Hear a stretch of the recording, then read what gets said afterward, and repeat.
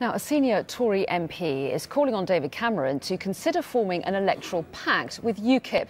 Michael Fabricant, a party vice-chairman, told Sky News the alliance could be necessary to stop the Conservatives losing out in marginal seats at the next general election. We're living in a different sort of time of politics, and I'm not incidentally discussing a coalition with the UKIP. What I am suggesting is a simple electoral pact. I've not spoken, by the way, to UKIP. I'm simply basing it on a speech that Nigel Farage gave at his party conference in 2012.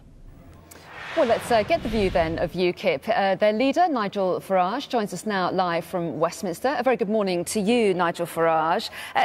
What do you make of Michael Fabricant's ideas? What do you make of this deal? Are you tempted? Well, a lot of people are saying that, not just Michael Fabricant. I'm getting it from Tory associations up and down the country. There are two reasons this is happening. The first is that UKIP's poll ratings have risen very sharply over the course of the last year or two.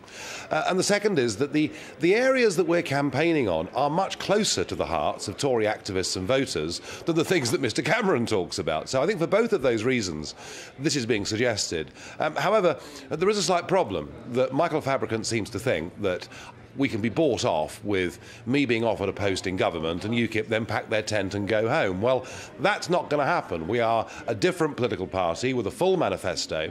However, we do recognise that the fact that 75% of our laws are made somewhere else is absolutely a key issue, and we'd love to have a referendum on it. The difficulty is, if the Tories came to us with a deal and Mr Cameron said, well, look, I will give the country an in-out referendum, well, how on earth could we trust him, given that he gave a cast-iron guarantee on a referendum once before?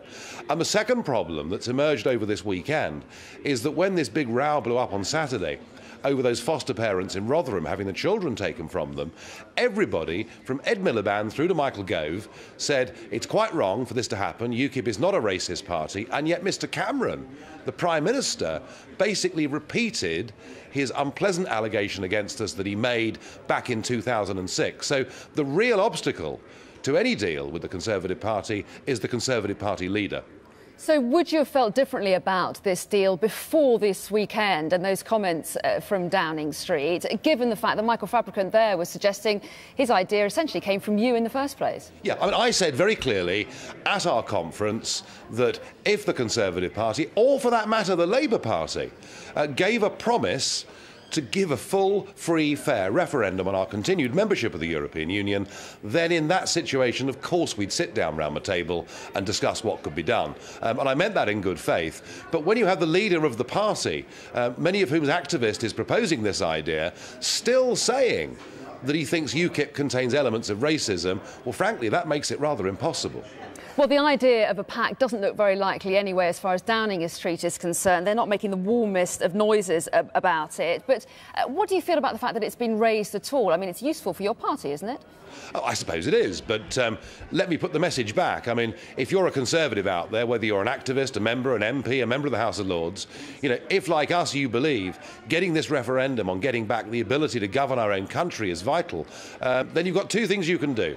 Either you come and join UKIP, or you get rid of Mr Cameron.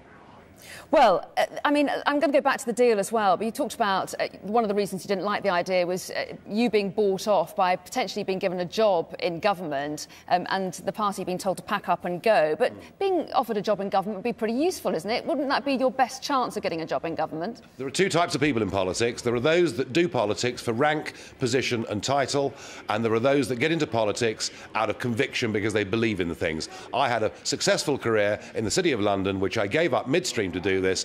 I want to free my country from the European Union, to get back our birthright, to get back our independence. That is my #1 priority. And if the government do announce an in-out referendum, I mean, you've got what you wanted, but that would be the end of the party, would it? No, because we have a full agenda for how that Britain would be governed once we're freed from the EU. And, you know, everything right through from our absolute belief that grammar school education gave poor children from poor backgrounds big opportunities, to our view that what we're doing in the name of combating global warming is damaging manufacturing industry in this country. There's a full range of policies out there that UKIP stands on. And even if they do promise an in-out referendum after the next election, how on earth do we know that this man will keep his word, given that he's broken it already? Nigel Farage, we appreciate your time. Thank you. Thank you.